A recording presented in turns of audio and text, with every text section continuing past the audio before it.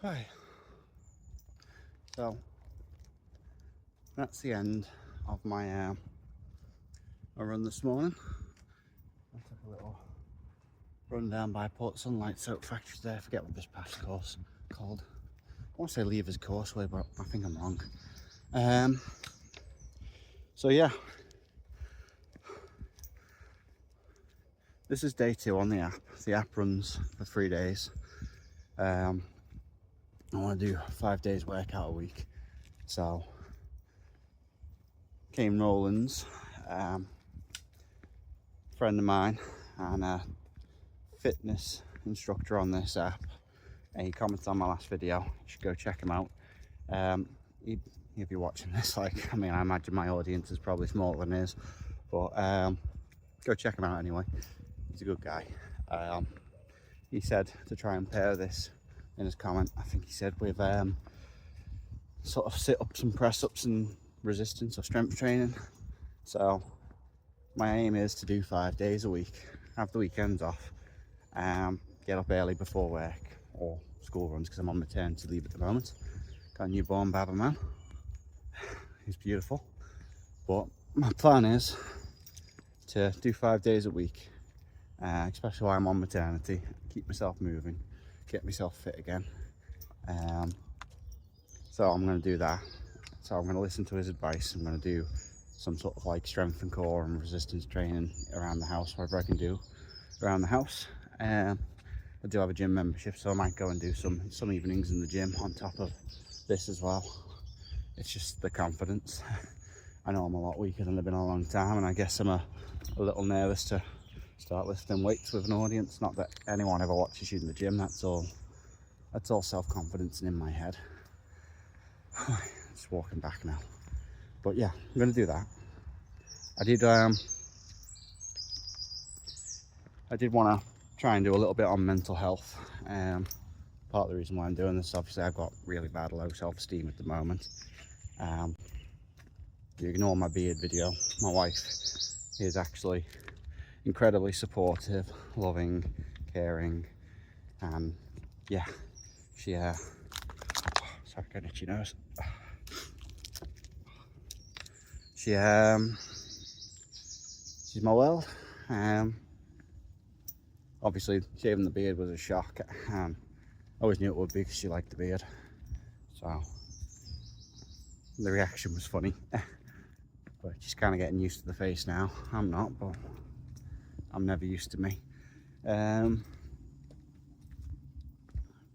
Yeah, I was going to do this about mental health. So I wanted to mention 3 charities. Technically 4, but one of them's kind of gone now.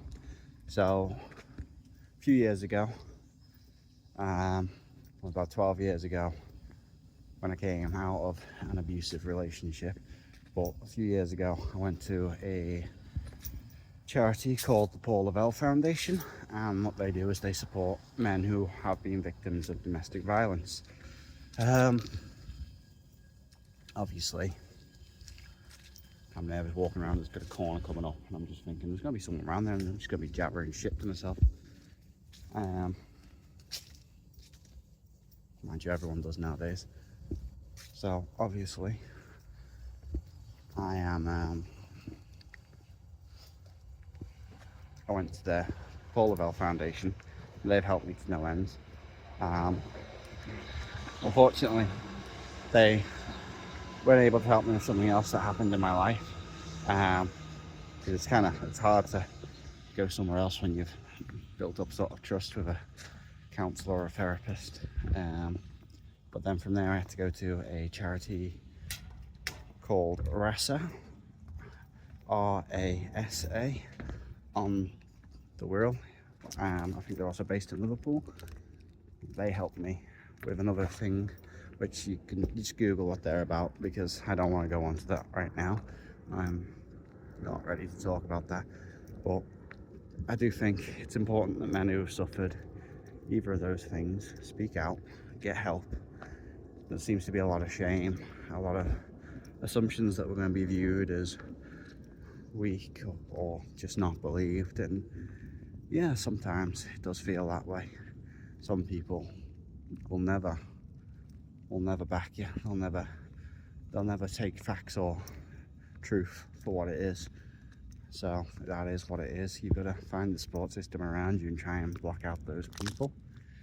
So, sorry, I'm going to hit your nose. Obviously, I found great support in my wife. We've been together for about 10 years now. Married for about 8 of those years.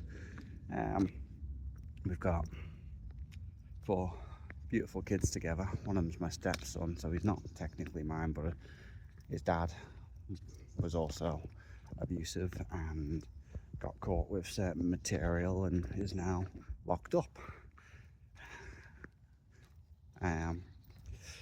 So yeah, make of that what you will, but he's out the picture. And normally I would support fathers sticking around, but not ones who are locked up for. He's locked up for. They don't deserve any rights. But yeah, he's locked up, and I've been the little man's dad for the last decade. I don't think the little man really would remember the biological anymore. But yeah, obviously that comes with its own difficulties around mental health, because he is a child on life support, my stepson. Yeah, so I've lost my train of thought. I'm rubbish at these. I am probably the worst vlogger, TikToker, record keeper going. My brain just cannot wonders. Yeah, check out. So that's the first 2 charities. A couple of years ago I started working with another charity, not so much to help myself but to help others. That was Real Wise Guys. Unfortunately there was some kind of internal struggle there that I am not fully aware of. That all went tits up, which is a bit of a shame, but the survivors of the fallout from that went on to found another charity called Minds Across the Mersey, or Mersey Minds, sorry, Mersey Minds. And the Mersey Mind Project is another men's mental health charity. Obviously, from my perspective, I'm talking about mental health charities for men. RAS is not, RAS is open to everyone, but I'm talking about mental health charities for men because when I looked, I had to go to a charity called The Lighthouse to find one, which is a women's domestic abuse charity, to find a charity so that they could direct me to a charity that supported men, because it's really hard to find. Which is why I'm trying to talk more about it. I've met a few men over the years, and quite a lot of dads who have suffered domestic abuse. And obviously, if they don't get the help,